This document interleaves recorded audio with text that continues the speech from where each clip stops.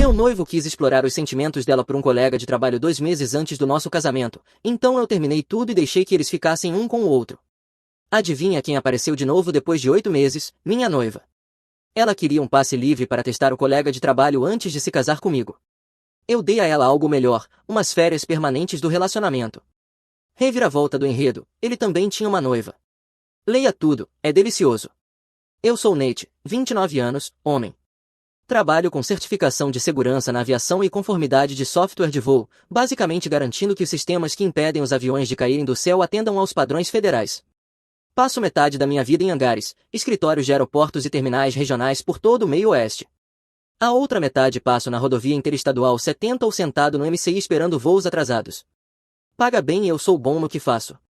Eu estava noivo de Katia havia 14 meses, juntos por quase 3 anos no total. Ela é originalmente da Ucrânia, veio para os Estados Unidos para pós-graduação e ficou. Conheci ela na festa de aniversário de um amigo, nesse bar na cobertura no distrito Crossroads. Ela era deslumbrante, do tipo que faz você parar no meio da frase, cabelo escuro, traços marcantes, vestida como se tivesse acabado de sair de uma revista europeia de moda, muito acima do meu nível, ou assim eu pensava na época. Mas ela parecia genuinamente interessada. Conversamos por 2 horas sobre tudo, a transição dela para a vida americana, meu trabalho estranho que ninguém entende, os melhores lugares de churrasco em Kansas City. Ela tinha esse jeito de te dar atenção total, como se nada mais na sala importasse. Fiquei fisgado imediatamente. O primeiro ano foi incrível. Ela me apresentou ao mundo dela, esses jantares elaborados com os amigos, onde todo mundo se arrumava e a comida era sempre caseira e impressionante. Eu a apresentei aos jogos do Tiffes e aos botecos escondidos de churrasco, que ela fingia gostar mais do que provavelmente gostava. Nós nos equilibrávamos. Olhando para trás, eu provavelmente fui mais complacente do que deveria. Ela tinha opiniões fortes sobre tudo, onde comíamos, o que fazíamos nos fins de semana, como eu me vestia quando saíamos. Eu concordava com a maioria porque parecia mais fácil e, honestamente, eu queria vê-la feliz. Meu melhor amigo Cold me chamou de dominado mais de uma vez. Eu disse que ele só estava com inveja. Ele disse que eu estava apenas cego. Mas eu não era um capacho completo. Quando ela quis que eu faltasse ao casamento do meu primo porque o colega de trabalho dela teria uma abertura de galeria na mesma noite, eu disse não. Quando ela sugeriu que eu deveria encontrar um emprego que não exigisse tanta viagem porque ela não gostava de ficar sozinha, eu disse que minha carreira não era negociável. Eu tinha coluna vertebral, só não a usava com a frequência que deveria. O noivado aconteceu há 14 meses no restaurante favorito dela na Plaza. Planejei por semanas, coordenei com a equipe, mantive o anel escondido no bolso do meu paletó durante todo o jantar. O anel em si era da minha avó, uma peça vintage com um diamante central e 2 safiras menores. Eu mandei refazer em uma armação mais moderna porque Katia tinha um gosto específico e a configuração original da minha avó não ia servir. Quando me ajoelhei, ela realmente se emocionou, disse sim antes mesmo de eu terminar a pergunta. Postou no Instagram em 30 segundos. A foto recebeu 400 curtidas em 1 hora. Ela mudou a bio do perfil para futura senhora antes mesmo de a conta chegar. Os pais dela voaram de Chicago no mês seguinte para comemorar. A mãe trouxe doces tradicionais ucranianos que passou 2 dias fazendo. O pai trouxe o aperto de mão e as expectativas. O pai dela, Vitor, era aquele tipo europeu oriental à moda antiga que aperta sua mão como se estivesse testando a força do seu aperto. A mãe, Irina, era mais calorosa, mas claramente tinha padrões elevados para quem fosse se casar com a filha. Eu passei na inspeção, aparentemente. Vitor me disse em particular que estava feliz por Katia ter encontrado alguém estável, alguém que cuidaria dela. Levei essa responsabilidade a sério, talvez sério demais. Encontramos um apartamento juntos em um prédio bom perto da plaza, dividimos o aluguel em 60 e 40 porque eu ganhava mais. Começamos a planejar o casamento para o início de junho. Os pais dela se ofereceram para contribuir com os custos, o que foi generoso, considerando que o orçamento continuava subindo. Katia tinha uma visão.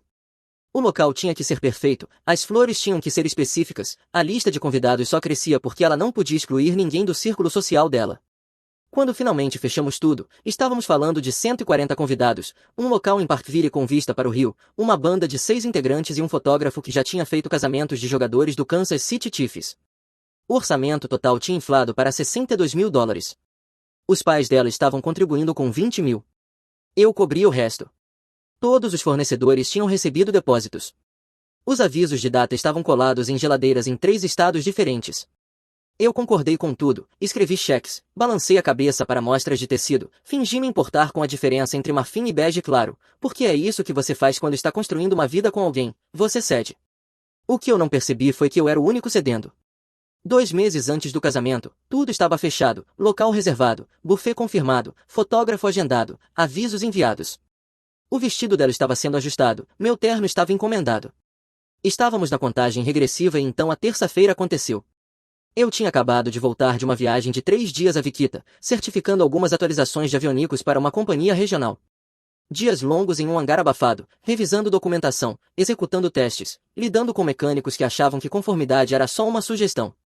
Eu estava cansado, mas era um cansaço bom, daquele que vem de fazer bem o seu trabalho. Katia estava sentada à mesa da cozinha quando eu entrei. Ela tinha um olhar que eu nunca tinha visto antes, sério, mas também quase ensaiado. Ela me disse que precisava falar comigo sobre algo importante, sobre nós, sobre o casamento. Eu me sentei em frente a ela, ainda com as roupas de trabalho, assumindo que seria sobre arranjos de lugares ou algum drama com fornecedores. Tenho pensado muito ultimamente, ela disse, sobre compromisso, sobre ter certeza. Acho que deveríamos dar um tempo antes do casamento. Eu perguntei que tipo de tempo ela queria dizer. Foi então que ela me falou sobre Dmitry, um cara do escritório dela, algum gerente de projetos com quem ela vinha trabalhando de perto em uma grande campanha. Ela disse que eles tinham desenvolvido uma conexão emocional. E ela achou que, antes de caminhar até o altar, deveria explorar esses sentimentos só para ter certeza absoluta de que estava fazendo a escolha certa. Eu fiquei sentado ali processando aquilo. Minha noiva, 2 meses antes do nosso casamento, estava me pedindo permissão para correr atrás de outro homem, um colega de trabalho, alguém que ela via todos os dias enquanto eu viajava a trabalho. Perguntei há quanto tempo isso estava acontecendo. Ela ficou defensiva, disse que nada tinha acontecido, que eles só estavam conversando, ficando próximos. Disse que ele a entendia de um jeito diferente, que ele estava presente quando eu estava sempre ausente. A acusação atingiu exatamente onde ela queria, como se eu fosse de alguma forma responsável por ela ter desenvolvido sentimentos por outro cara, porque meu trabalho exigia viagens. Então o que exatamente eu deveria fazer durante esse período de exploração? Esperar por mim, me dar espaço para eu entender meus sentimentos. Ela disse isso como se estivesse me pedindo para comprar leite no caminho de casa. Se você realmente me ama, você iria querer que eu tivesse certeza, você iria querer que eu chegasse ao nosso casamento sem nenhuma dúvida. Ela claramente tinha ensaiado tudo isso, tinha os pontos de fala prontos, provavelmente recebeu conselhos de alguma amiga que disse que isso era um pedido razoável. Mas foi aí que ela calculou mal. Ela assumiu que eu reagiria como sempre, acomodar, ceder, colocar as necessidades dela em primeiro lugar. Em vez disso, eu me levantei. Não, sem pausa, sem exploração, sem ficar esperando enquanto você decide se algum outro cara é uma opção melhor. Ou a gente vai se casar ou não vai, e se você precisa explorar sentimentos por um colega de trabalho, então não vai. O rosto dela mudou instantaneamente, aquela calma ensaiada que ela vinha mantendo simplesmente quebrou. Eu não estou pedindo para terminar, Nate, estou pedindo espaço, tempo para processar. Você não entende a diferença. Eu entendo perfeitamente, você quer me manter na reserva enquanto testa outra pessoa. Isso não é espaço, isso é me tratar como um plano B. Eu olhei diretamente nos olhos dela e disse que eu não faço plano B. Ela começou a ficar emotiva, disse que eu estava sendo irracional, que ela estava tentando ser honesta comigo em vez de simplesmente me trair pelas minhas costas, que a maioria dos caras apreciaria esse tipo de transparência. Eu disse que a maioria dos caras teria ido embora 30 segundos depois do início dessa conversa, eu só demorei mais para perceber. Então eu pedi o anel de volta. Toda a atitude dela mudou, as lágrimas pararam, os olhos ficaram frios. Você está falando sério agora? Nunca estive tão sério sobre nada. Foi um presente, Nate, você não pode simplesmente exigir de volta porque está chateado. O noivado acabou, isso significa que o anel volta, é assim que funciona. Ficamos discutindo por mais 10 minutos. Ela tentou culpa, depois raiva, depois barganha. Eu não cedi. Finalmente, ela tirou o anel e jogou contra o meu peito. Eu o peguei no ar, limpo. Ela pegou a bolsa e foi em direção à porta. Antes de sair, ela se virou, os olhos em chamas. Você nunca vai encontrar alguém tão bonita quanto eu. Ninguém vai te amar do jeito que eu amei. Você está cometendo o maior erro da sua vida. Então ela bateu a porta com tanta força que os quadros na parede tremeram. Eu fiquei ali no nosso apartamento segurando o anel da minha avó, e a coisa estranha é que eu não me senti triste, eu me senti aliviado, como se estivesse esperando o pior acontecer há meses e finalmente aconteceu. Então eu mandei uma mensagem para o Code. A resposta dele chegou em menos de 1 minuto. Finalmente, irmão, demorou bastante para criar coragem. Quer asas apimentadas, estou a caminho.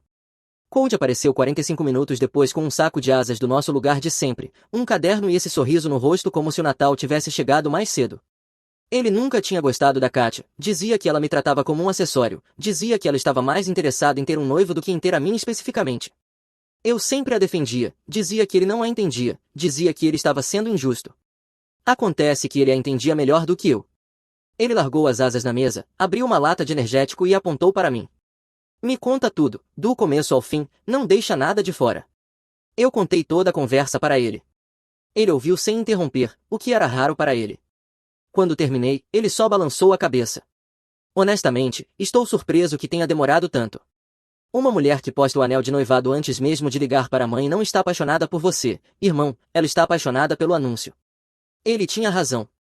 Então ele puxou o caderno e destampou a caneta. Vamos tratar isso como um projeto, entregáveis, cronogramas, dependências. Você está falando sério agora? Muito sério. A maioria dos caras estraga términos porque reage emocionalmente em vez de estrategicamente. Vamos garantir que você não perca nada. Espera, o quê? Cala a boca e escuta, Nate. Em 20 minutos, ele tinha mapeado tudo o que eu precisava resolver, o contrato do apartamento, os fornecedores do casamento, as contas conjuntas, as assinaturas compartilhadas, o controle da narrativa.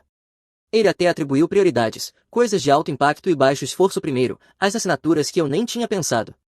Kat e eu tínhamos combinado basicamente tudo ao longo dos últimos 2 anos, serviços de streaming, entrega de mercado, armazenamento em nuvem, música, aplicativos de fitness, serviços de planejamento de refeições, tudo nas minhas contas, tudo com minhas informações de pagamento.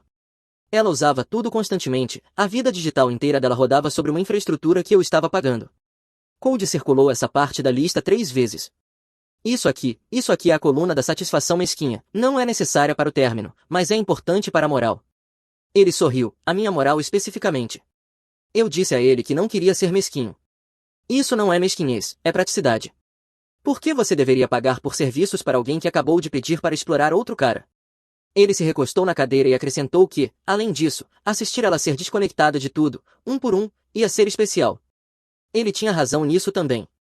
Mas antes eu tinha uma mensagem mais importante para enviar. Eu conhecia Kátia, sabia como ela funcionava. No segundo em que se acalmasse, começaria a trabalhar na narrativa, ligando para amigos, mandando mensagens para a família, enquadrando tudo como eu tendo exagerado diante de um pedido razoável. De manhã, eu seria o vilão que a abandonou por causa de uma simples conversa sobre sentimentos. Eu precisava me antecipar. Digitei uma única mensagem de texto, mantive curta, factual, sem emoção. Kátia me pediu hoje à noite para dar um tempo no nosso noivado para que pudesse explorar os sentimentos dela por um colega de trabalho chamado Dimitri. Eu recusei e encerrei o noivado. O casamento está cancelado. Quis que você ouvisse isso diretamente de mim. Enviei para os pais dela, para a irmã e para 3 amigos em comum que eu sabia que espalhariam a informação adiante. Depois desliguei o telefone e terminei de comer minhas asas. Code chamou isso de travar a narrativa, disse que em qualquer término quem controla a história controla o resultado. Eu tinha acabado de tornar impossível para ela reescrever o que aconteceu sem parecer que estava mentindo para a própria família que recebeu aquela mensagem. Na manhã seguinte, a mensagem já tinha feito seu trabalho. A irmã dela tinha tirado print e enviado para o grupo da família. 2 dos amigos em comum já tinham contado para todos os seus círculos sociais. Um dos caras para quem enviei trabalhava com a Kátia na agência dela e, na hora do almoço, o escritório inteiro já sabia, não por fofoca, mas pelos fatos reais enviados por mim antes que ela pudesse distorcer qualquer coisa. Ela tentou mesmo assim. Disse às pessoas que eu tinha exagerado diante de uma simples conversa sobre nervosismo pré-casamento. Mas quando começaram a fazer perguntas de acompanhamento, a história dela desmoronou. Os detalhes não batiam, a linha do tempo não fazia sentido e todo mundo já tinha visto minha mensagem com o nome Dimitri nela. Em seguida, liguei para o Vitor, o pai dela. Sempre o respeitei e achei que ele merecia uma conversa de verdade, não apenas uma mensagem. Ele atendeu no segundo toque, a voz pesada. Claramente já tinha lido a mensagem. É verdade, Nate, o que você escreveu? Cada palavra, Vitor. Ele ficou em silêncio por um longo momento e eu conseguia ouvi-lo respirando do outro lado da linha. Então ele perguntou do que eu precisava em relação aos custos do casamento. Eu disse que cuidaria de cancelar tudo e que poderíamos dividir os depósitos que não fossem reembolsáveis. Ele tinha contribuído com cerca de 20 mil para o local, o buffet e outros fornecedores. Ofereci cobrir as perdas sozinho, já que eu era quem estava encerrando tudo. Não. A voz dele foi firme. Minha filha fez essa bagunça. Eu não vou deixar você pagar pelos erros dela. Na minha família, quando alguém quebra a própria palavra, arca com as consequências, não a pessoa que foi prejudicada. Então ele disse algo que ficou comigo.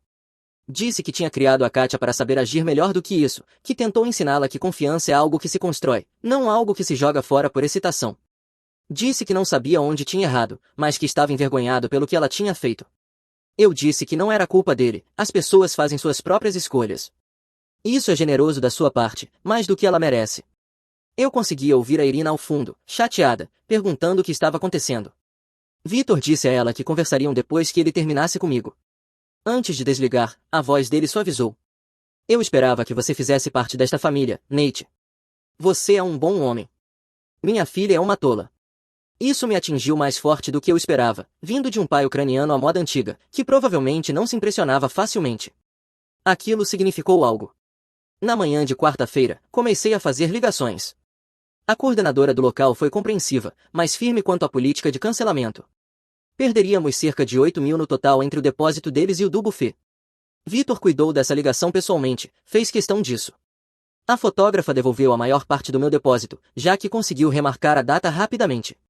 Disse que sentia muito por as coisas não terem dado certo, mas que já tinha visto o suficiente para saber que cancelar agora poupava todo mundo de mais dor depois. A florista ficou com 15 centenas. O DJ ficou com 500. A banda foi o maior prejuízo depois do local, 3 mil não reembolsáveis, sem exceção. Liguei para a empresa de aluguel de mesas e cadeiras, para a padaria, para a caligrafista que tinha feito os convites, para o hotel onde tínhamos bloqueado quartos para convidados de fora da cidade. Ao meio-dia, eu tinha feito 14 ligações e visto cerca de 13 mil virarem fumaça em um casamento que não ia mais acontecer. Na tarde de quarta-feira, o site do casamento tinha sumido. Eu o tinha criado numa plataforma vinculada ao meu e-mail, então simplesmente apaguei tudo. A lista de presentes desapareceu junto. Todos aqueles itens de cozinha cuidadosamente escolhidos e os tecidos finos sumiram. A prova visual do nosso casamento iminente foi apagada. Cody tinha sugerido isso especificamente. Disse que, para alguém como a Kátia, as coisas públicas machucariam mais do que qualquer coisa privada. A identidade inteira dela estava envolvida em como as coisas pareciam para os outros. Remova a aparência, remova o poder. Ele não estava errado. Ela começou a explodir meu telefone por volta das 4 da tarde, mensagens, ligações, áudios. Aparentemente, ela tinha ido mostrar a lista de presentes para uma amiga e não encontrou nada. Depois checou o site do casamento, nada. Depois ligou para o local e descobriu que o próprio pai tinha cancelado tudo. As mensagens ficaram cada vez mais frenéticas, depois raivosas, depois ameaçadoras. Ela disse que eu estava tentando humilhá-la, que tinha ido pelas costas dela falar com a própria família, que eu estava sendo vingativo e cruel. Eu não respondi a nada. Naquela noite, entrei em todas as nossas contas compartilhadas. Serviços de streaming primeiro. Mudei a senha da principal, removi o perfil dela. Passei para a próxima plataforma. Mesmo processo. Armazenamento em nuvem, entrega de mercado, música, aplicativo de fitness, serviço de planejamento de refeições, aplicativo de idiomas que ela tinha usado exatamente 2 vezes. Tudo. Cody estava sentado à minha frente observando e sorrindo. Ele tinha trazido lanches. Parecia o Michael Jackson comendo pipoca. Isso é melhor do que qualquer coisa que a gente poderia estar assistindo nesses serviços de streaming, ele disse, enchendo a boca de salgadinhos. Eu sei que foi mesquinho, mas o Cody estava certo. Por que eu deveria continuar pagando por alguém que acabou de tentar me colocar numa prateleira enquanto comparava opções? As mensagens que vieram depois disso foram outra coisa. Aparentemente, ela estava no meio de uma série quando tudo a desconectou, depois tentou pedir mercado e o pagamento foi recusado, depois não conseguiu acessar a playlist que vinha montando havia meses, depois tentou usar o armazenamento em nuvem onde guardava todos os arquivos de design do trabalho e recebeu um erro de senha. As mensagens passaram por várias fases. Primeiro confusão, depois percepção, depois raiva. Ela chegou a me mandar áudios furiosos, o sotaque escapando. Você cancela tudo, tudo. Eu estou no meio de uma série, Nate. Você é tão mesquinho, tão infantil. Não acredito que desperdicei 3 anos com você. Você acha que isso me machuca? Isso não é nada, você não é nada. Cody morreu de rir quando ouviu isso. Cara, ela está tendo uma crise existencial. Ela tentou criar as próprias contas, mas aparentemente alguns dos recursos premium que eu vinha pagando não estavam disponíveis nos planos básicos. Ela mandou outra leva de mensagens perguntando se eu estava falando sério em fazê-la pagar preço cheio por serviços que vinha usando de graça havia 2 anos. Eu não respondi nada. Essa é a melhor parte, disse o Cody, o silêncio. Nada vai deixá-la mais louca do que você não se envolver de jeito nenhum. Eu dormi melhor naquela noite do que tinha dormido em meses. A situação do apartamento era a grande questão. Nós dois estávamos no contrato, que ia até outubro. Romper antes significaria multas, e eu não queria lidar com meses de convivência constrangedora enquanto ela decidia o próximo passo. Além disso, havia o risco de ela tentar dificultar minha vida. Aparentemente, depois do corte das assinaturas, ela decidiu contra-atacar. Ligou para o departamento de recursos humanos da minha empresa, alegando que eu a estava assediando, disse que se sentia insegura e exigiu que fizessem algo a respeito. Só que não havia nada a ser feito. Eu não tinha entrado em contato direto com ela desde a reunião sobre o contrato. Todas as mensagens que ela enviou tinham ficado sem resposta. A mensagem que enviei à família dela era factual e não continha ameaças nem insultos. O RH me ligou, eu encaminhei as capturas de tela relevantes mostrando que ela é que vinha enviando mensagens agressivas, e eles encerraram o caso em cerca de 20 minutos. Depois disso, ela tentou ligar para a administração do prédio para me retirar do contrato alegando que eu estava criando um ambiente hostil. Só que eu nem estava morando lá, estava ficando temporariamente com o Code enquanto resolvia a mudança, e o gerente do prédio, que já tinha visto drama de término suficiente para escrever um livro, não tinha interesse em se envolver além da papelada. Ela também tentou se antecipar com os fornecedores do casamento. Ligou para o local fingindo que estava cuidando do cancelamento, tentando redirecionar os reembolsos dos depósitos para a conta dela. A coordenadora do local me ligou para confirmar. Quando expliquei a situação, ela marcou o número da Kátia no sistema. O buffet recebeu uma ligação parecida, com o mesmo resultado. As tentativas dela de se vingar não estavam funcionando porque não havia nada do que se vingar. Eu não estava atacando, não estava reagindo, e ela não tinha ideia de como lutar contra isso. Na manhã de quinta-feira, fui ao escritório de locação e expliquei a situação. A gerente foi compreensiva. Disse que, se um de nós quisesse assumir o contrato sozinho, isso poderia funcionar, ou, se ambos quisessem sair, haveria uma multa de 2 meses. Perguntei especificamente sobre minhas opções. Ela disse que, se eu conseguisse encontrar um inquilino substituto e a Kátia concordasse em assinar a liberação do contrato, eu poderia sair em até 30 dias. Fiz algumas ligações. Um cara da minha empresa estava procurando um lugar mais perto do centro. Contei sobre o apartamento. Enviei fotos e informei o valor do aluguel. Na tarde de quinta-feira, ele já queria o lugar. Disse que poderia se mudar até o dia 15 se a papelada desse certo. Agora eu só precisava que a Kátia cooperasse. Mandei uma mensagem com uma proposta simples. Eu sairia do apartamento, ela poderia ficar até o fim do contrato, e eu cobriria minha parte da multa por encerrar antes. Separação limpa, sem drama, todo mundo segue em frente. Ela ligou em vez de responder por mensagem. A voz estava diferente, mais calma. Eu não quero que você se mude, Nate. Eu quero conversar sobre isso, conversar de verdade.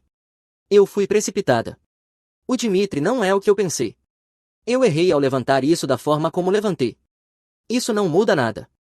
Ou você concorda com os termos do contrato, ou nós dois ficamos presos numa situação constrangedora até outubro. Ela ficou em silêncio. Depois perguntou para onde eu estava planejando ir a Austin. Minha empresa tem uma vaga aberta lá há meses, gerente regional do território sudoeste. Mais dinheiro, clima melhor, um recomeço. Eu já falei com meu chefe. O cargo é meu se eu quiser. Silêncio do outro lado da linha. Acho que ela tinha assumido que eu ficaria por ali. Descobrir que eu estava saindo do estado inteiro não fazia parte do plano dela.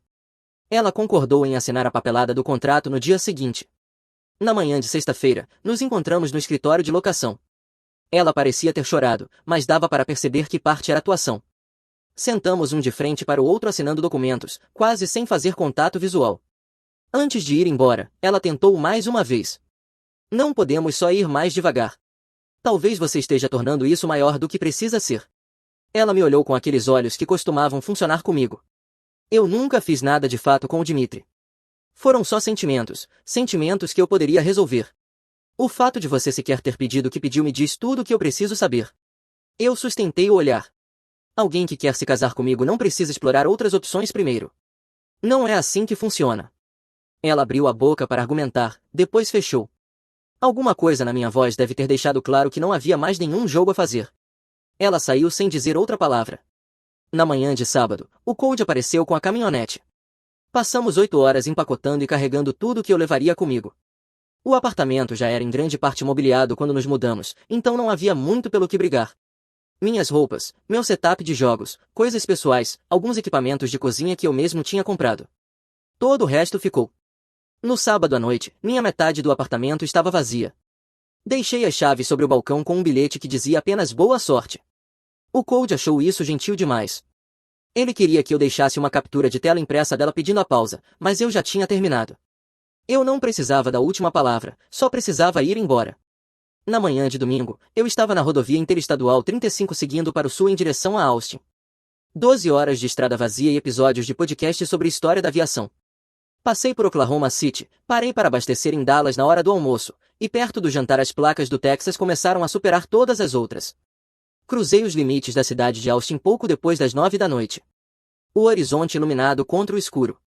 Cidade nova, emprego novo, vida nova. Não olhei para trás nenhuma vez. As primeiras semanas em Austin foram um borrão de logística, encontrar apartamento, ligar serviços, me orientar no novo escritório. Meu território cobria Texas, Novo México, Arizona e partes do Colorado. Muitas companhias regionais, muitos aeroportos pequenos, muito tempo de voo. O escritório de Austin era diferente, mais relaxado, mais colaborativo, menos política corporativa. Meu chefe, um ex-militar da Força Aérea chamado Paul, se importava mais com resultados do que com aparência. Não ligava para quantas horas eu registrava ou quantas reuniões eu frequentava. Ele queria saber se os operadores passavam pela certificação e se os clientes estavam satisfeitos. No primeiro mês, passei mais tempo no ar e em hangares do que na mesa. Eu paso em uma semana para uma revisão completa de documentação, Fênix na semana seguinte para testes de certificação de software, depois dirigindo até algum aeroporto minúsculo na região de Hill Country, onde uma empresa de fretamento precisava de consultoria de conformidade porque o especialista anterior tinha feito algo errado e eles estavam enfrentando multas. Cada certificação bem-sucedida era mais uma vitória. Cada novo cliente parecia uma prova de que eu tinha feito a escolha certa. O trabalho em si não tinha mudado, mas minha cabeça estava em um lugar muito melhor. Eu não estava mais apenas batendo ponto. Eu estava realmente envolvido. O trabalho me mantinha ocupado, o que era exatamente o que eu precisava. O Code me mantinha atualizado sobre a situação em Kansas City. Ele manteve contato com alguns amigos em comum que ficavam felizes em compartilhar informações, e cara, estava um caos.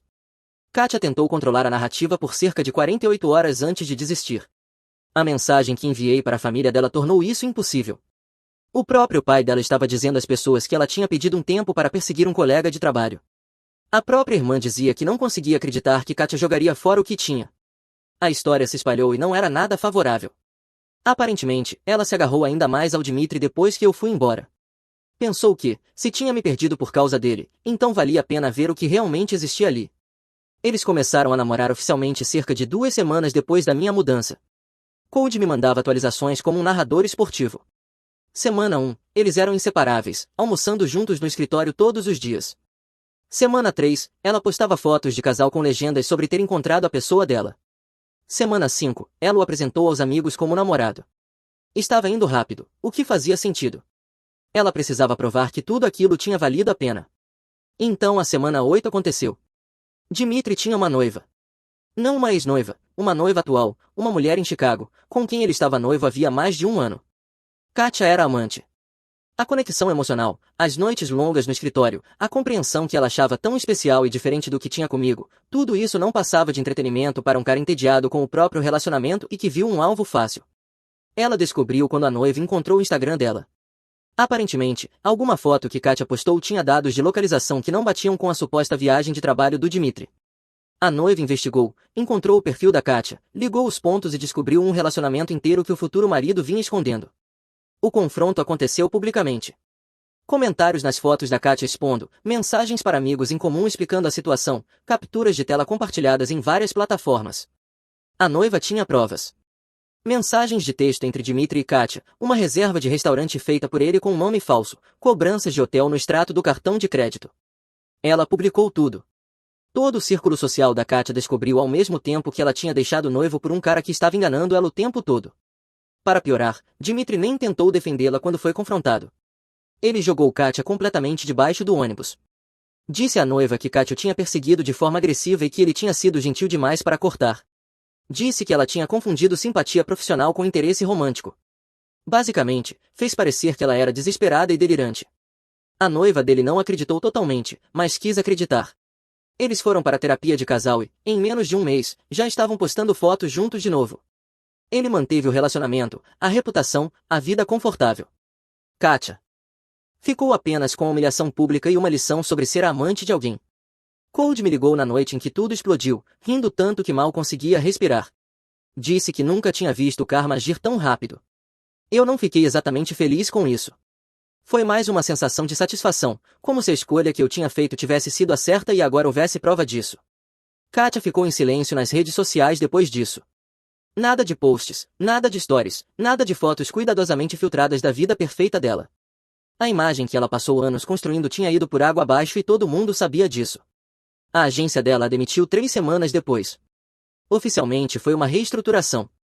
Extraoficialmente, um dos colegas contou ao Code que clientes tinham começado a pedir para trabalhar com outros designers. Ninguém queria a marca associada à mulher cuja vida pessoal bagunçada tinha se desenrolado no Instagram.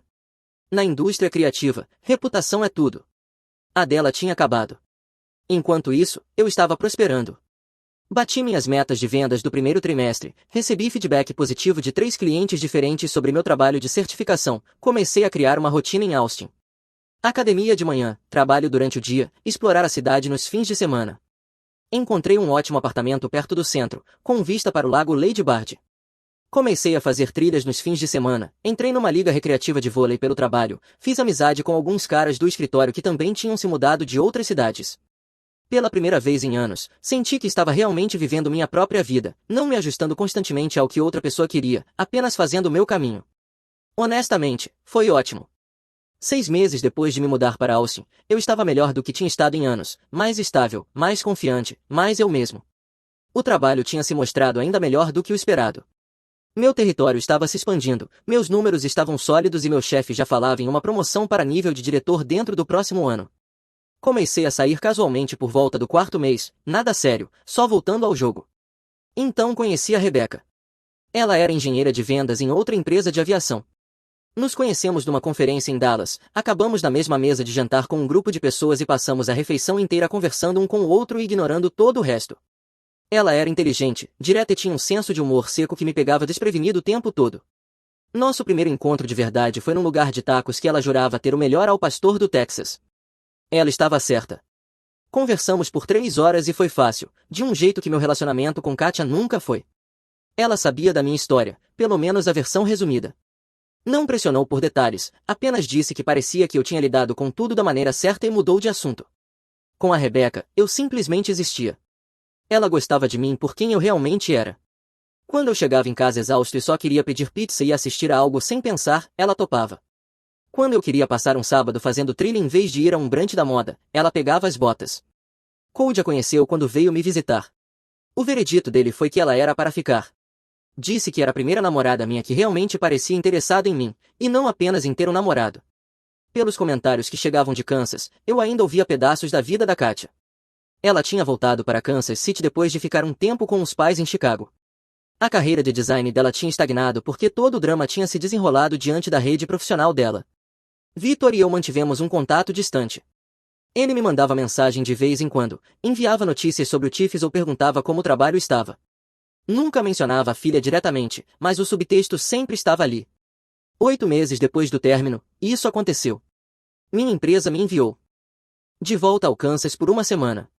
Grande reunião com cliente, revisão regulatória, o tipo de coisa que exigia minha expertise específica. Eu ficaria na cidade por 5 dias. Não estava preocupado em encontrar a Kátia. Eu sabia que ela tinha voltado para Kansas City, mas é um lugar grande. As chances de nos cruzarmos por acaso eram praticamente zero. O trabalho correu bem. 4 dias de reuniões, inspeções e revisão de documentação. Na noite de quinta-feira, eu tinha terminado tudo e tinha uma noite livre antes do voo de volta na sexta à tarde. Cody insistiu em nos encontrarmos. Sugeriu um lugar novo no distrito Crossroads que tinha aberto depois que eu saí. Diziam que a comida era ótima. Eu aceitei. O restaurante estava lotado quando cheguei. Cody tinha conseguido uma mesa perto do fundo e já tinha pedido um aperitivo. Passamos a primeira hora colocando o papo em dia de verdade, o trabalho dele, o meu trabalho, a Rebeca, os desastres recentes da vida amorosa dele, coisas normais. Então eu a vi. Kátia estava do outro lado do restaurante com 2 mulheres que eu não reconheci. Ela estava arrumada, maquiagem completa, toda a apresentação, mas algo estava errado. A confiança que ela costumava ter parecia forçada agora, como se estivesse se esforçando demais, rindo um pouco alto demais, escaneando o ambiente para ver quem estava notando. Observei por cerca de 30 segundos. Ela tinha perdido peso. A roupa parecia mais barata do que o estilo usual dela. O trabalho na agência devia não estar pagando como o trabalho freelance pagava antes. Ela ainda não tinha me notado. Eu debati se devia ir embora, mas o Cody já tinha virado para ver o que tinha chamado minha atenção. Quando ele a viu, o rosto dele se abriu num sorriso enorme. Nem pense em sair, ele disse em voz baixa. Isso é perfeito. O universo está te entregando um presente embrulhado com um laço. Aceite com elegância. Eu disse que não precisava de drama nenhum. Ele disse que não era sobre drama. Ela precisava me ver feliz, seguindo em frente. Isso faria mais do que qualquer palavra. Então eu fiquei, continuei conversando, continuei comendo. Cerca de 20 minutos depois, ela nos notou. Aquele sorriso falso no rosto dela vacilou por um segundo antes de voltar. Ela retocou o batom usando a câmera do celular e caminhou em direção à nossa mesa. Cody se recostou na cadeira. Ei, garoto, não dê nada a ela, ele disse em voz baixa. Ela parou na nossa mesa. Nate, eu não sabia que você estava na cidade. Só vim a trabalho, vou embora amanhã. Eu não me levantei, não ofereci uma cadeira. Ela ficou ali por um momento, claramente esperando mais. Quando eu não ofereci nada, ela continuou. Como você está? Austin está te tratando bem? Uma pausa. Você está vendo alguém? Austin é ótimo, o trabalho está excelente sim, estou vendo alguém. Está indo muito bem. A expressão no rosto dela foi impagável. Aquele momento em que ela percebeu que o plano B no qual estava contando não existia mais. Você está feliz? Ela perguntou. Feliz de verdade? Sim, estou. Tenho pensado em tudo, Nate. Eu sei agora que o que eu pedi foi errado. Queria poder voltar atrás. Eu assenti. Agradeço por você dizer isso. Ela esperou, esperando mais. Espero que você encontre o que está procurando, Katia. Então eu me virei para o Cody e peguei o garfo. Ela ficou ali por alguns segundos, sem saber o que fazer. Eu não levantei o olhar. Ela foi embora sem dizer outra palavra. Cody esperou até ela voltar para a mesa dela antes de falar. Cara, você viu a cara dela? Eu dei de ombros. É, tanto faz. Ele levantou o copo. Um brinde a criar coragem exatamente na hora certa. Ele sorriu. Vou contar essa história em todo churrasco pelo resto da minha vida. Fica à vontade. Terminamos a refeição. No dia seguinte, peguei um voo de volta para Austin. A Rebecca me buscou no aeroporto. Ela me abraçou e perguntou sobre a viagem. Jantamos no nosso lugar de sempre, honestamente, eu nunca fui tão feliz. Estamos apenas a alongar, não sejas inseguro, disse a minha namorada, enquanto o ex dela lhe esfregava óleo nos ombros. Ele tentou um golpe de jiu-jitsu que aprendeu no YouTube em mim. Eu derrubei-o com um único golpe. Depois disso, aceitei uma proposta de trabalho no estrangeiro no valor de $130 mil. No fim de semana, o colapso emocional deles estava a ser transmitido ao vivo em todo o lado. Olá Reddit, a minha namorada achava que fazer yoga com o ex era cura espiritual, eu achava que era treta. No fim, eu tinha razão e as coisas ficaram muito mais confusas do que óleos essenciais e maus conselhos. Mas vamos começar do início. O meu nome é Jordan Cross, tenho 29 anos, sou engenheiro de reservatórios. O trabalho é simples, transformar rocha subterrânea em salários para pessoas que não distinguem uma broca de uma chave de fendas. Ganhasse 78 mil por ano, o que é suficiente para me manter confortável e para minha namorada perguntar sobre aumentos. O meu pai geria um ginásio de boxe básico em Galveston antes de morrer. Chão de betão, tinta a descascar, equipamento mais velho do que eu. A única regra dele era nunca dar o primeiro soco, mas quando deres um, faz com que conte. Passei a adolescência a levar pancada de tipos com o dobro do meu tamanho até aprender a responder de forma mais inteligente. O meu pai dizia sempre que precisão vence força, todas as vezes. Ele tinha razão nisso e em muita coisa. Cross, estás a planear casar com esse medidor ou podemos continuar? Gritou o meu supervisor Howard por cima do barulho das máquinas.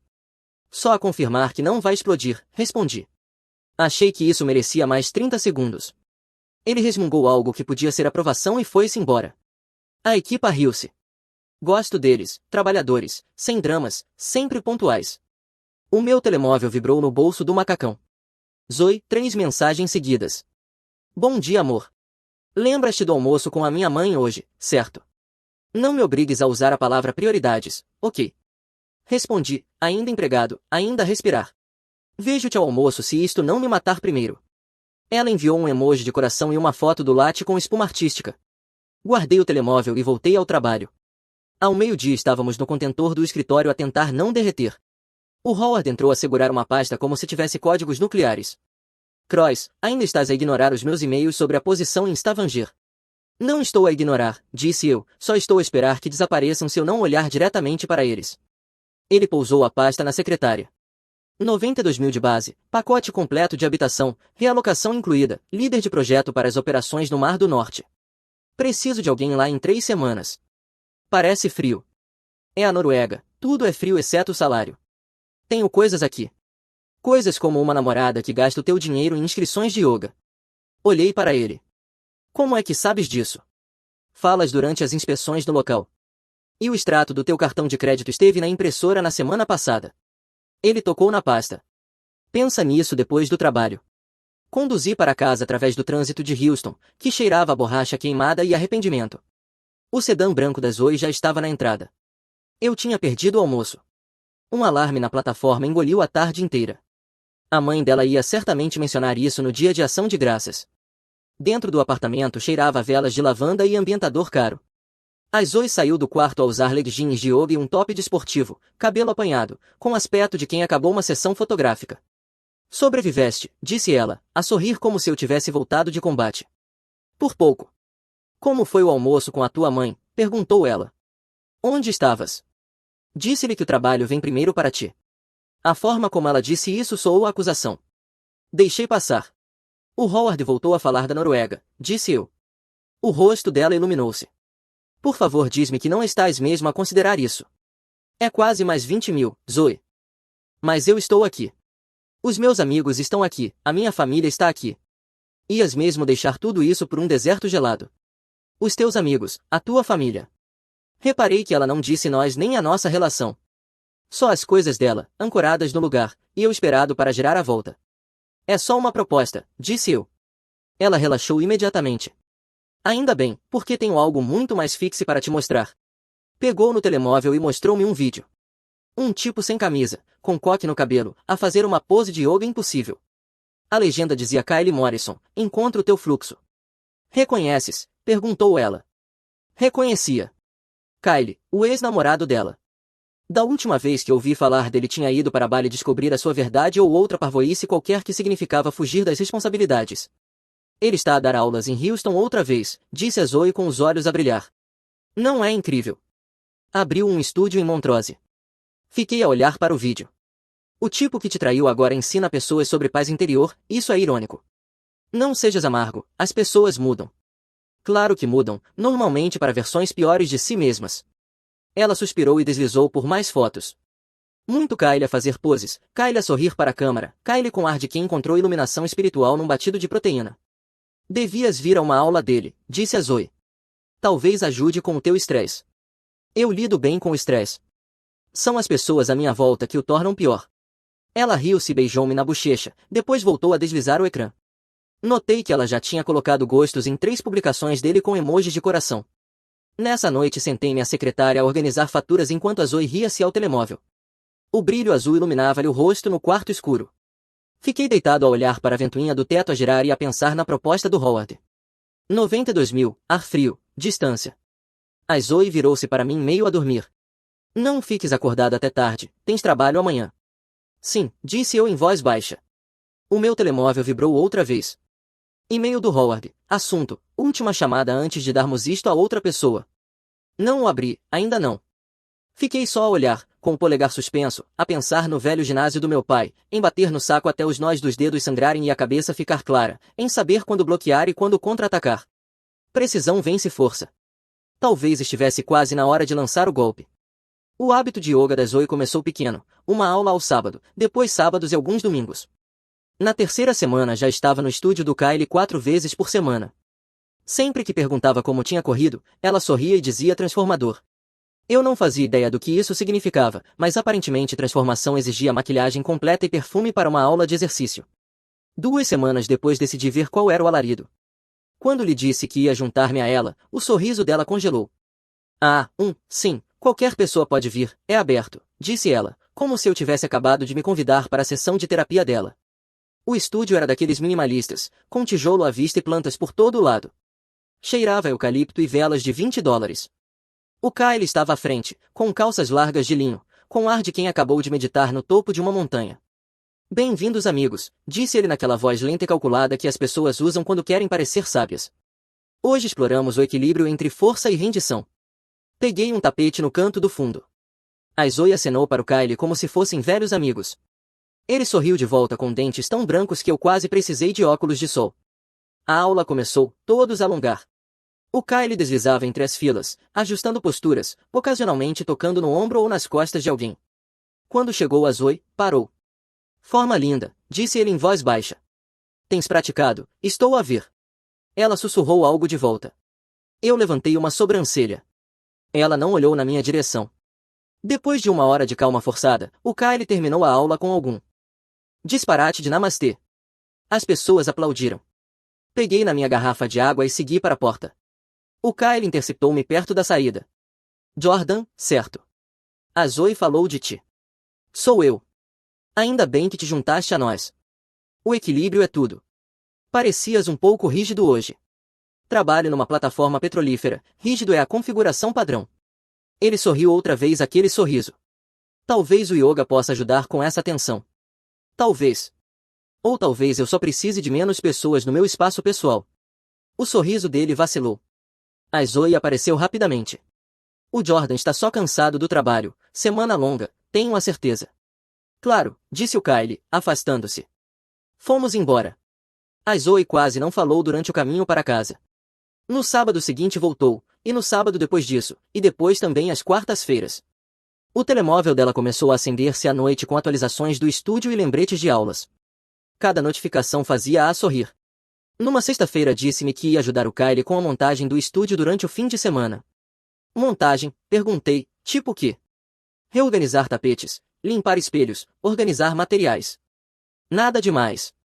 Ele paga-te por esse voluntariado iluminado. Meu Deus, és exaustivo. Ele é só um amigo que precisa de ajuda, certo, amigos? Chegou o sábado. Ela saiu cedo, a cheirar a cocô e confiança. Passei o dia a terminar relatórios e a ignorar os e-mails cada vez mais agressivos do Howard sobre a Noruega. Por volta das 6 a casa estava silenciosa. Imaginei que ela chegaria tarde, como de costume. Mas a minha reunião da noite foi cancelada. Pela primeira vez, eu estaria em casa mais cedo. Peguei comida tailandesa no caminho de volta, a pensar que talvez jantássemos juntos. Quando cheguei ao apartamento, as luzes estavam acesas, mas a porta estava entreaberta. Isso não era normal. Lá dentro tocava música, algo suave e atmosférico, que caberia num anúncio de spa. Incenso queimava no balcão. O ar cheirava a sândalo e suor. Segui o som até a sala. A Zoe estava lá, de top desportivo e leggings, cabelo apanhado num coque desarrumado. O Kyle ajoelhava-se atrás dela, mãos escorregadias de óleo a esfregar-lhe os ombros. A voz dele era baixa e suave. Respira mais fundo. Liberta a tensão. Os olhos dela estavam fechados. Ela ainda não me tinha visto. Fiquei na porta, a segurar o saco de comida. O plástico fez barulho. O Kyle olhou primeiro. As mãos dele congelaram a meio do movimento. Os olhos da Zoe abriram-se de repente. Jordan, estás em casa cedo, disse ela, como se eu a tivesse apanhado a fazer algo escondido. A porta estava destrancada, disse eu calmamente. Não sabia que estávamos a gerir um spa. Não é o que parece, disparou ela. As mãos do Kyle deslizaram dos ombros dela. Estávamos a fazer trabalho de recuperação, alongamento em dupla. Com óleo, perguntei. Ajuda a libertar os músculos. Totalmente profissional. Claro. Cobras a hora ou por centímetro. A Zoe deu um passo à frente, rosto corado. Jordan, para, estás a exagerar. O Kyle é meu amigo, está a ajudar-me a treinar. Treinar para quê? As Olimpíadas da Infidelidade. O rosto dela ficou vermelho. Tu fazes sempre isto, distorces tudo. Deus nos livre eu ter uma coisa na minha vida que tu não controles. Eu não controlo nada. Só não adoro encontrar as mãos de outro homem na minha namorada, na minha sala. Ela cruzou os braços. É exatamente por isso que eu não te contei. Transformas tudo em drama. Se não consegues lidar comigo a ter amigos que me respeitam, talvez não sejas o homem que eu pensava. A frase ficou no ar, afiada e deliberada. O Kyle mudou o peso do corpo, mas não saiu. Ficou ali, estranho mas desafiante, como se a iluminação lhe tivesse dado imunidade diplomática. Pousei a comida no balcão. Parece que o jantar está cancelado. A Zoe atirou as mãos para o ar. Sabes que mais, talvez tenhas razão, talvez não sejas o homem de que eu preciso. Alguém mais seguro não se sentiria ameaçado por isto. Olhei para ela durante um longo momento. Talvez não seja. A sala ficou em silêncio. O Kyle soltou o ar pelo nariz, como se tivesse acabado de meditar. Ninguém se mexeu, e foi aí que ficou, mesmo à beira, à espera de cair. O cheiro a sândalo colava-se a tudo. Os frascos de óleo estavam no balcão como provas numa cena de crime. O Kyle estava perto do sofá, a tentar parecer zen, enquanto claramente calculava sua estratégia de saída. A voz da Zoe cortou o silêncio. Estás a ser paranoico. Só porque passo tempo com o Kyle não significa que esteja a acontecer alguma coisa. O tom dela subia a cada palavra, defensivo e cortante. Se não consegues lidar comigo a ter amigos homens, especialmente alguém que realmente me ouve, talvez devesses namorar alguém menos independente. Apoiei-me no batente da porta. Independente significaria pagar a tua própria inscrição de yoga. Os olhos dela faiscaram. Tu não me possuis, Jordan. Posso ter quem eu quiser na minha vida. Se não confias em mim, talvez não sejas seguro o suficiente para alguém como eu. O Kyle endireitou-se, tentando parecer autoritário. Ei, amigo, não há necessidade de falar com ela assim. Ela está a defender-te, disse eu. Tens a certeza de que queres esse trabalho? Ele deu um passo à frente, peito empinado. A Zoe pairava atrás dele, como se já tivesse escolhido um lado. Precisas de acalmar, mano, disse o Kyle. Estás a agir por ego. Engraçado, estás no meu apartamento coberto de óleo e eu é que tenho um problema de ego. O maxilar dele contraiu-se. Tu não me intimidas. Ainda bem, não seria justo se intimidasse. Foi aí que ele decidiu provar alguma coisa. Avançou com um movimento de agarramento desajeitado, algo que provavelmente aprendeu num tutorial do YouTube, estendendo a mão para o meu colarinho. Eu desviei-me para o lado, rodei por instinto e lancei um único soco limpo. Anos de treino do meu pai concentrados num só movimento. A cabeça do Kyle foi para trás, o corpo dele embateu na parede com força suficiente para derrubar uma moldura. O vidro estilhaçou-se no chão. A Zoe engasgou-se. Jordan, que raio se passa contigo? Autodefesa, disse eu friamente. Ele não foi convidado por mim, de qualquer forma. Ela correu para o Kyle, que gemia e segurava o maxilar. Estás louco, podias tê-lo magoado a sério. Se eu quisesse magoá-lo, teria batido com mais força. Ela virou-se a apontar para mim. És abusivo. É isto que tu és de verdade. Um psicopata violento que não sabe lidar com estar errado. Fitei-a, trouxeste outro homem para o meu apartamento para uma massagem com óleo e eu é que sou o psicopata. O Kyle estava a ajudar-me. O Kyle tentou levantar-se, cambaleante. Vais arrepender-te disto, homem? Duvido sinceramente. A voz da Zoe tornou-se venenosa. Achas que isto te torna duro? Achas que eu preciso de ti? O Kyle faz-me sentir valorizada, coisa que tu nunca fizeste. Nada diz valorizada como aromaterapia e massagens nas costas. Meu Deus, és uma criança, gritou ela. Apontei para a porta. Leva-o e leva o óleo. Os dois, para fora. Ela piscou os olhos, chocada. Estás a falar a sério? Completamente. Por um momento nenhum se mexeu. Depois a Zoe sibilou. Vais arrepender-te disto, agarrou o braço do Kyle e arrastou-o para a porta. Ele deixou uma marca oleosa da mão na parede ao sair. A porta bateu. O silêncio voltou a inundar o espaço. Fui à cozinha e servi água. 2 copos estavam no balcão, um com marcas de batom no rebordo. O meu portátil ainda estava aberto de antes. O e-mail da Noruega do Howard encarava-me na caixa de entrada. Assunto: oferta final, líder de projeto Stavanger, base 92.000, habitação incluída, realocação coberta, preciso de resposta até sexta-feira. Li 2 vezes, depois desci a página e cliquei em aceitar. A resposta do Howard chegou em menos de 3 minutos. Sabia que acabarias por aceitar, bem-vindo a bordo, Cross. Fechei o portátil e comecei a limpar o apartamento. Velas, toalhas, incenso, tudo para sacos do lixo. A fotografia moldurada da praia de nós dois foi a última. Quando terminei, sentei-me na sala vazia e olhei em volta.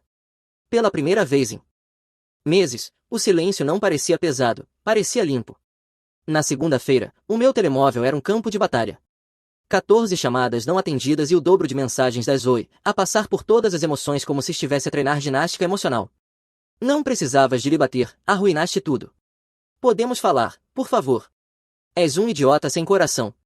Passei o dia a arrumar as coisas dela metodicamente.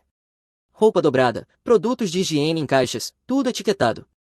Profissional, eficiente, como encerrar um projeto falhado. O trabalho voltou a ser a minha âncora. 2 dias depois, a Morgan passou pela minha secretária. Era uma das nossas coordenadoras de projeto, perspicaz, observadora, não desperdiçava palavras. Ouvi dizer que finalmente aceitaste a oferta da Noruega, disse ela. Sim, achei que trocaria o calor por algo mais frio. Ela sorriu. Boa escolha, mereces um ar melhor. Hesitou, depois baixou a voz. Olha, eu não queria dizer nada antes, mas vi a Zoe com aquele tipo do yoga há meses, no retiro de bem-estar em Austin, em março. Estavam de mãos dadas entre sessões. Levantei os olhos. O Kyle. Sim. Não achei que fosse da minha conta mencionar na altura, mas achei que devia saber agora. Agradeço. Ainda tenho fotos do evento, se precisares. Talvez precise. Ela acenou. Estás a lidar com isto melhor do que a maioria das pessoas lidaria. A raiva desperdiça energia. Aprendi isso cedo. Nessa noite, eu precisava de descarregar. Voltei ao meu antigo ginásio de boxe. O lugar cheirava a couro e desinfetante, familiar, sólido. Olha quem se lembrou de onde guardamos as luvas, gritou o Brandon, atirando-me um par. Terapia é cara, isto é mais barato e mais honesto. Bate-se como se estivesses a apagar mais memórias. A trabalhar nisso. Bati no saco pesado até os ombros arderem e a cabeça ficar clara. Pela primeira vez em semanas senti-me centrado. 3 noites depois, tudo descambou. O Brandon e eu fomos beber qualquer coisa depois do treino. Quando entramos no parque de estacionamento do meu prédio, vi a Zoe parada perto da minha porta, telemóvel na mão. Pensei que já tínhamos acabado com esta parte, murmurou Brandon. Fica no carro. Nem pensar, isto é entretenimento. Aproximei-me devagar. O rosto da Zoe iluminou-se com uma inocência ensaiada. Jordan, podemos falar 5 minutos. Sem drama. A voz estava doce demais, aquele tom específico que esconde dentes. 5 minutos, disse eu. Ela gesticulou em direção ao corredor como se quisesse privacidade. As luzes piscaram acima de nós. Os meus instintos entraram em ação. Foi então que reparei nas sombras. 2 figuras à espreita perto do canto, ambas grandes, ambas de roupa de ginásio. Atrás delas, o Kyle. Ah, sério, disse eu em voz baixa. O que? Perguntou a Zoe. Trouxeste plateia. Antes que pudesse responder, um dos tipos avançou de trás do canto, o braço a prender-se ao meu pescoço. Má decisão. Rodei, quebrei o aperto, enfiei um cotovelo nas costelas dele. Ouvi o ar sair-lhe dos pulmões. O segundo carregou. Desviei-me e deixei o impulso levá-lo contra a parede. Devias ter ficado em casa, Jordan, gritou o Kyle, a balançar golpes descontrolados. Abaixei-me, contra-ataquei, acertei um golpe limpo no maxilar dele. Ele desabou no chão a gemer. A gargalhada do Brandon ecoou pelo corredor. Eu disse-te que terapia era mais barata. A Zoe ficou imóvel. Para, estás louco. Autodefesa, outra vez. Trouxeste dançarinos de apoio. O Brandon ergueu o telemóvel, câmara a gravar. E apanhei tudo. Digam X, esquadrão da iluminação. A câmara de segurança acima de nós piscou a vermelho. Perfeito. O Kyle tentou levantar-se, mas não conseguiu. Vais pagar por isto. Duvido. A Zoe recuou, o rosto pálido. Vais arrepender-te disto. Talvez, mas não esta noite. Eles dispersaram. O Kyle meio que cocheou em direção às escadas como um guru ferido. O Brandon baixou o telemóvel. Sabes, acho que nem preciso mais daquela bebida. Ótimo, temos trabalho a fazer. De volta ao apartamento, abri o portátil. A adrenalina desvaneceu-se, substituída por um foco frio. Entrei no portal do prédio e pedi as imagens de segurança, câmara 3, marca temporal das 20 horas, 10 minutos e 7 segundos, até as 21 horas e 25 minutos. O gerente cortou o clipe e enviou um ficheiro com marca de água em 10 minutos. Depois enviei mensagem a Morgan. Ainda tens aquelas fotos do retiro? Já enviei. Minutos depois, uma pasta apareceu na minha caixa de entrada. Fotos, marcas temporais, recibos, o Kyle e a Zoe junto à piscina, a mão dele na cintura dela, legenda trabalho de parceiro. Compilei tudo. Imagens de segurança, fotos do retiro, conversas por mensagem, publicações públicas do Kyle. Depois encontrei a Claire Morrison nas redes sociais, a esposa do Kyle. O perfil mostrava-a com o cão deles num parque qualquer. Mantive simples. Olá Claire, não nos conhecemos, mas deve saber a verdade. O teu marido esteve envolvido com a minha ex-namorada, a Zoe. Fotos e linha temporal em anexo. Podes verificar tudo pelas localizações dele. Não procuro drama, apenas encerramento. Jordan Cross. Anexei o ficheiro, carreguei em enviar, fechei o portátil. O Brandon olhou de lado. Isso é o que eu penso que é provas. Limpas, profissionais, devastadoras. Ele sorriu. Lembra-me de nunca me cruzar contigo. Já me deves comida tailandesa. Rimo-nos os dois, a tensão finalmente a quebrar. Lá fora, a chuva começou a bater nas janelas. Pela primeira vez em semanas, soava ritmo em vez de ruído. De manhã, os fusíveis já tinham queimado. Acordei com 23 notificações e uma mensagem do Brandon. Cara, rebentaste a internet. Alguém tinha filmado a Claire a invadir o estúdio de yoga do Kyle a meio de uma aula. Ela entrou calma mas letal, enquanto o Kyle estava ali a tentar soar iluminado. Disseste que ela era uma cliente, Kyle, então o que é isto? Ela ergueu o telemóvel, lendo as mensagens dele em voz alta. Mal posso esperar para sentir a tua energia esta noite. A sala ficou completamente em silêncio. Um telemóvel ergueu-se, depois outro. Em menos de uma hora, o vídeo estava em todo o lado, com a legenda Namastê traidor. Ao meio-dia, a internet fez o que faz melhor. Memes inundaram todas as plataformas. O Kyle em poses de yoga com legendas como Encontro teu centro, só não com a namorada dos outros, cão a olhar para baixo, nova aula fluxo de traição, terças às 6. O Brandon ligou, ofegante de tanto rir. Mano, alguém editou a cara dele num anúncio de velas perfumadas. És uma lenda. Eu só forneci informação. A internet fez o resto. A Zoe fez a sua jogada nessa tarde. A publicação dela dizia, o Jordan deixou-me pelo dinheiro. Algumas pessoas perseguem salários, outras valorizam o amor. Adivinha qual ele escolheu? A seção de comentários destruiu-a. Não escolheste óleo de yoga em vez de lealdade. Miúda, a única coisa que perdeste foi o respeito por ti mesma. Pois, talvez se valorizasses o amor não estivesses a alongar com o teu ex percorre os comentários em silêncio, a beber café. Tecnicamente saí por paz e por uma pensão, murmurei. Mas as coisas ficaram mais confusas antes de melhorarem. 2 dias depois, houve uma batida à porta. Abri e encontrei a mãe, a irmã e a tia da Zoe, paradas ali como um tribunal desapontado. A mãe dela, Patrícia, começou. Jordan, querido, precisamos de falar. A Zoe diz que tens estado instável, violento. Instável, repeti. A irmã cruzou os braços. Atacaste o instrutor de yoga dela. Ela diz que estás a perder o controlo. Assenti devagar. Entrem, deixem-me mostrar-vos uma coisa. Puxei a gravação do Brandon na televisão. A emboscada no corredor, os amigos do Kyle, a tentativa de estrangulamento, os contra-ataques rápidos.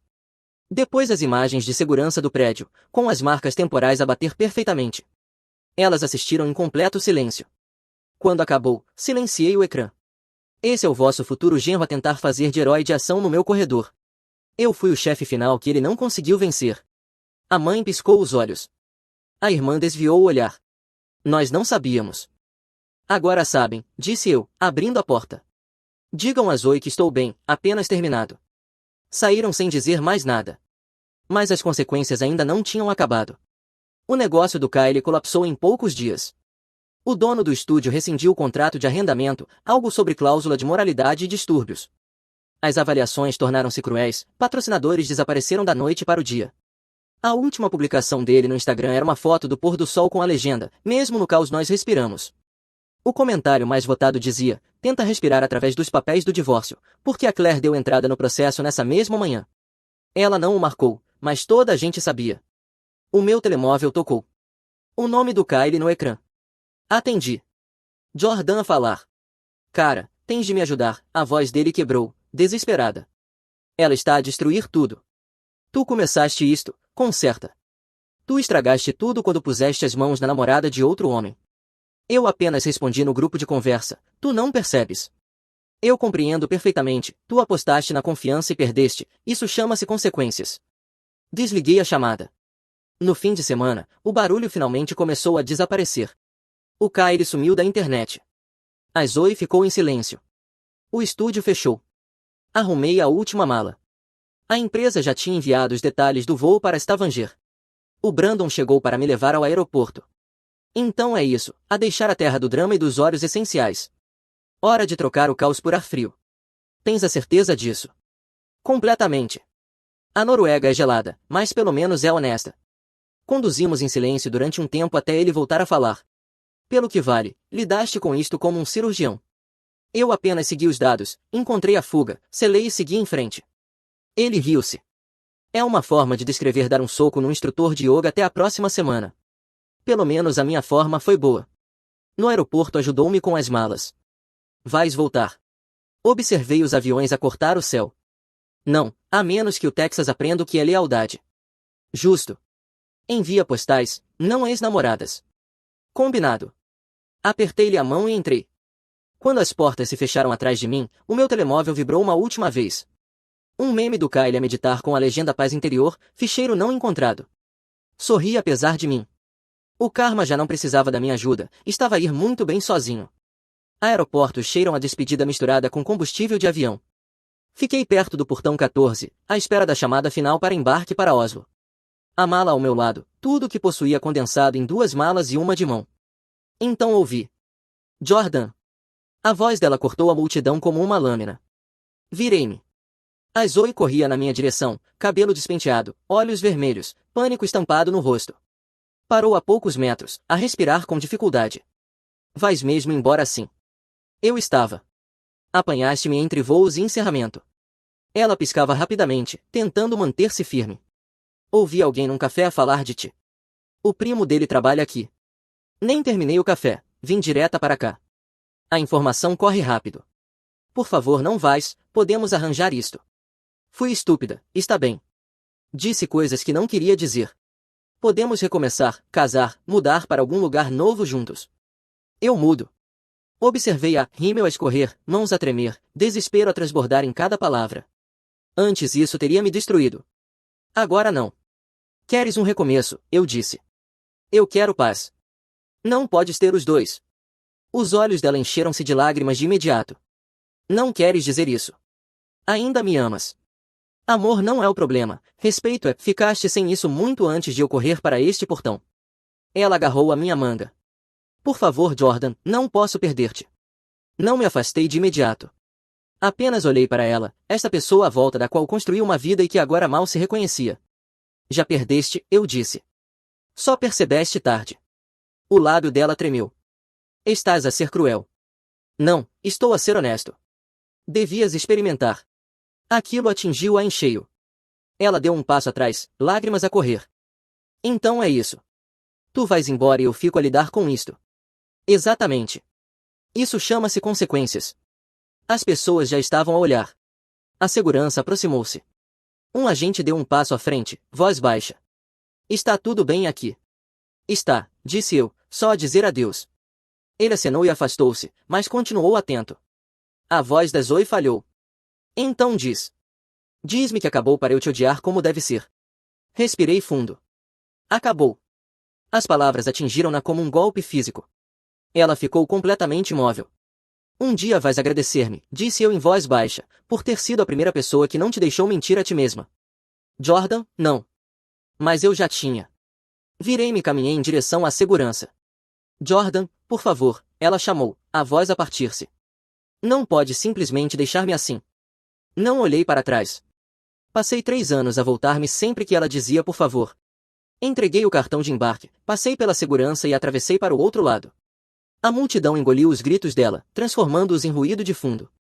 No avião encontrei o meu lugar à janela. As luzes da cidade lá embaixo pareciam pequenas, inofensivas, memórias que finalmente sabiam o seu lugar.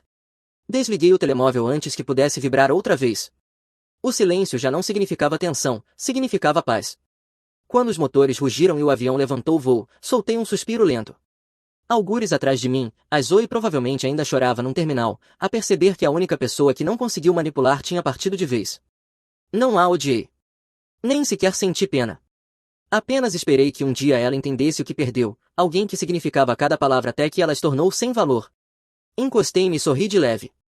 Pela primeira vez em anos, não estava a fugir de nada, estava a voar em direção a algo melhor. Stavanger atingiu-me como um botão de reinício envolto em neve. Um ar tão frio que queimava os pulmões. Ruas tão silenciosas que se conseguia ouvir os próprios pensamentos sem odiar o que se ouvia.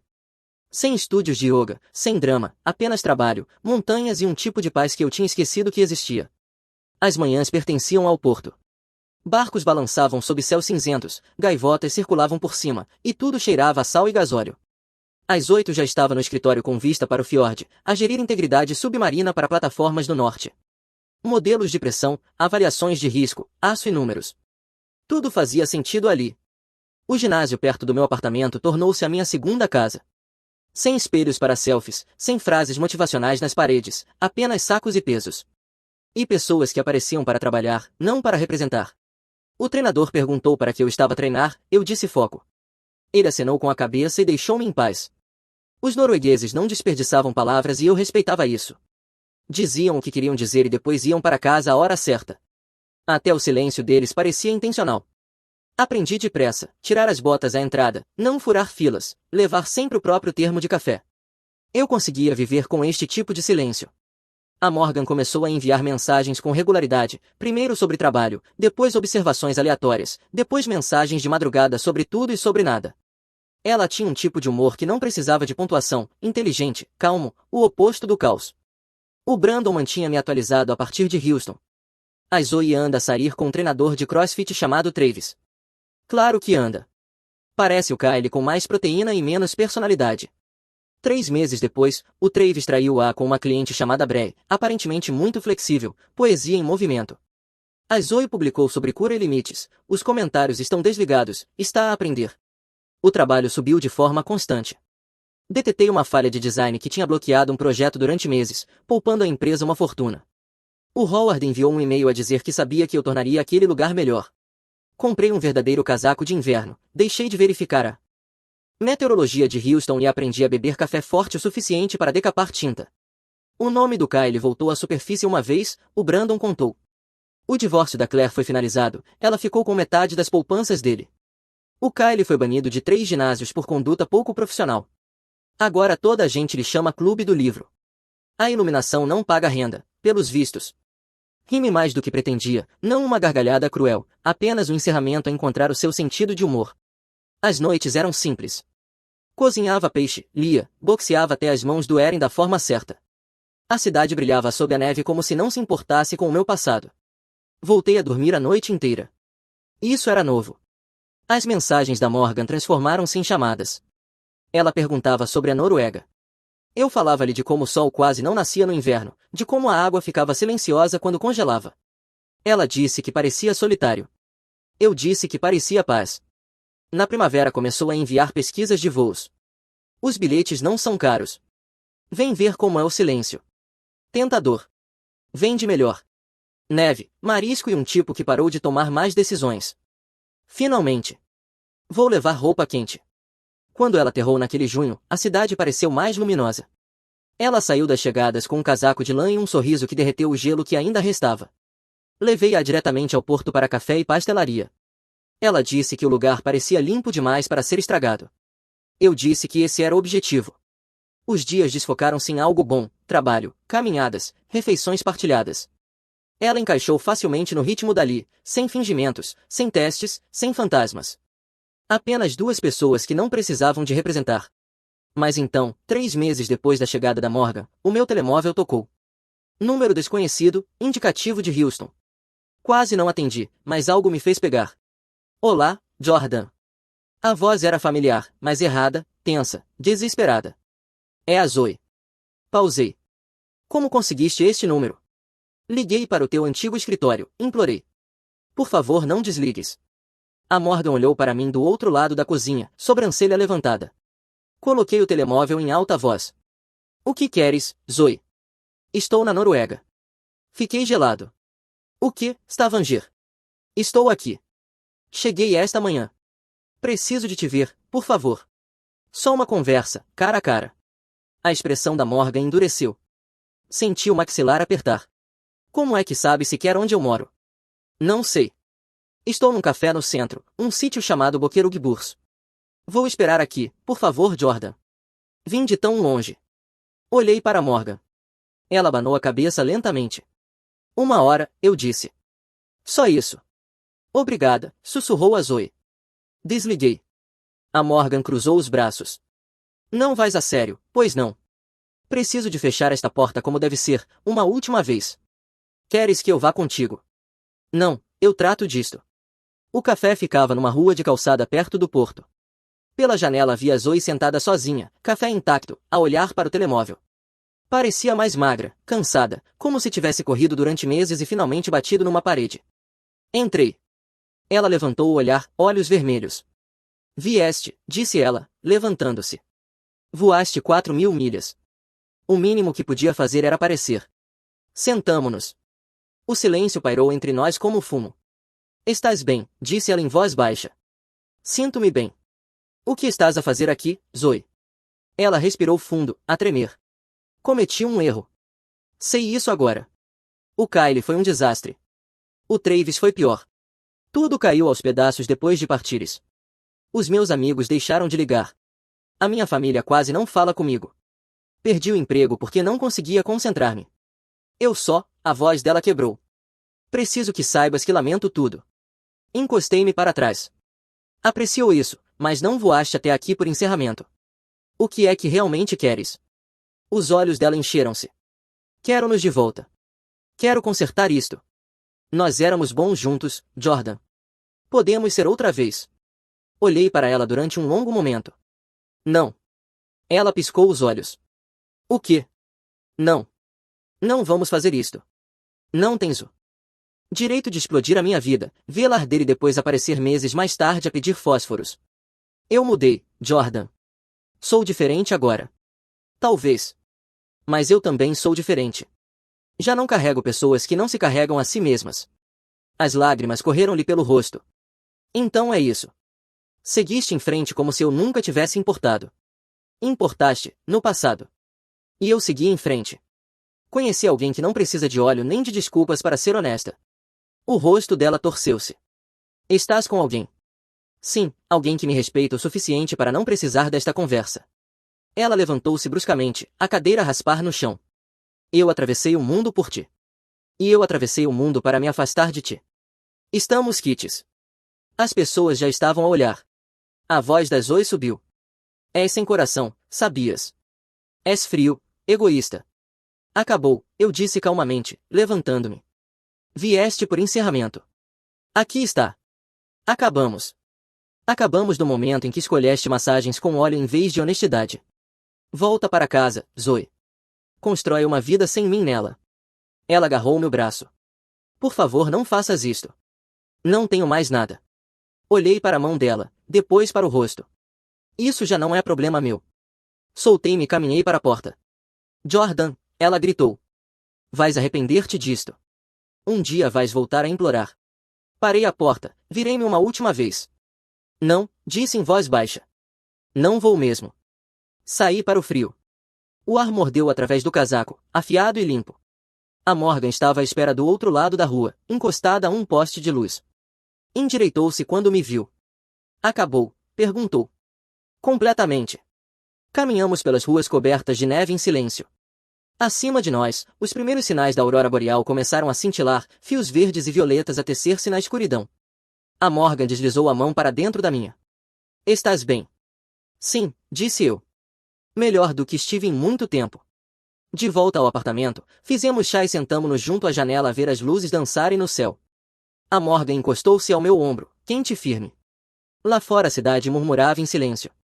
Algures por aí, a Zoe provavelmente estava a marcar um voo para casa, finalmente a perceber que eu não ia voltar.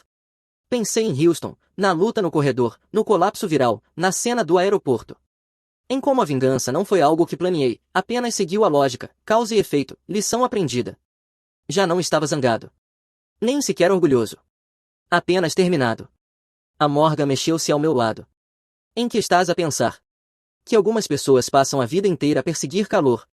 Eu fico bem com o frio. Ela sorriu. O frio é subestimado. Exatamente. Ficamos ali enquanto as auroras desapareciam e a neve continuava a cair, constante, silenciosa, honesta. Saí do Texas em busca de paz e encontrei-a a 4.000 milhas de distância, no último lugar que esperava. Dizem que a vingança é um prato que se serve frio. Talvez seja por isso que a Noruega me pareceu casa. 2 anos depois, ainda estou em Stavanger. A Morgan e eu casamo-nos na primavera passada, cerimônia pequena, só nós num fiord. Ela gere logística para a mesma empresa. Compramos uma cabana mais a norte. O Brandon manda atualizações de vez em quando. O Kyle vende seguros em Tulsa agora. A Zoe ficou noiva de um higienista dentário chamado Craig. Não senti nada quando soube. Foi assim que percebi que tinha realmente seguido em frente. Ganho 112 mil agora, lidero uma equipa de 6 e não penso em Houston há meses. Quando penso, parece ver a vida de outra pessoa através de uma janela, distante, resolvida, concluída. A Morgan está a fazer café. A neve cai lá fora. Dentro de 1 hora vamos desaparecer na floresta por um dia. Sem yoga, sem óleo, sem bagagem. O meu velho costumava dizer que a melhor vingança é viver bem enquanto os teus inimigos vivem consigo próprios. Afinal, ele também tinha razão nisso.